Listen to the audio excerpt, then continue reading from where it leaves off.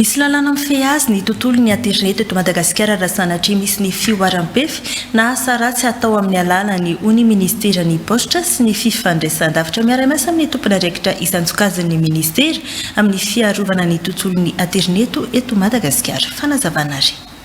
Ireo trankala fanivozam-pahalalana fikaroam-baovao fitadiavana asa no tena azo tsidihana amin'ireo toerana ahafahana mahazo internet mamaim-poana manerana ireo toerana 330 efa misy izany manerana ny Madagasikara. Misy lalàna mifehy azy ny internet na eo aza ny fanalalahana be amin'izao fotoana izao hoy talekabinetry ny ministeran'ny postra.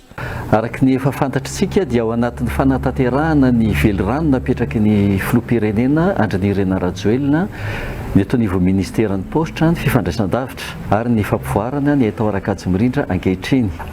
Velirano faefatra izay ao anatin'ny fampianarana ary koa ny velirano faraka amin'ny folo ao amin'ny modernisation de Madagasikara no ifatohan'ny projet HOTSPOT. Ilay tetikasa dia mikendry indrindra voalohany ny fanamorana ny fanapariana ny fampiasana ny internet ho an'ny daholobe eto Madagasikara. Ao anatin'izay tetikasa izay dia betsaka ireo toerana ametrahantsika hotspot na hoe toerana ahafahan'ny tsirairay zany miditra ao anatin'ny internet misitraka ny internet mandritra ny fotoana voafetra ety am-piandohana. Anisan'ny tanjona voalohany ao anatin'ilay tetikasa dia ny fanamorana ny fisitrahana ny internet ho antsika vahoaka malagasy ray manontolo eto Madagasikara.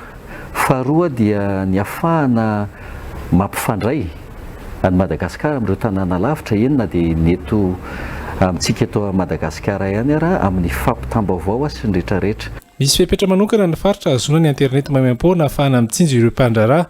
Misy fetra ihany koa ny fahana azon'ny olona tsirairay ampiasaina sy ny fotoana ampiasana izany.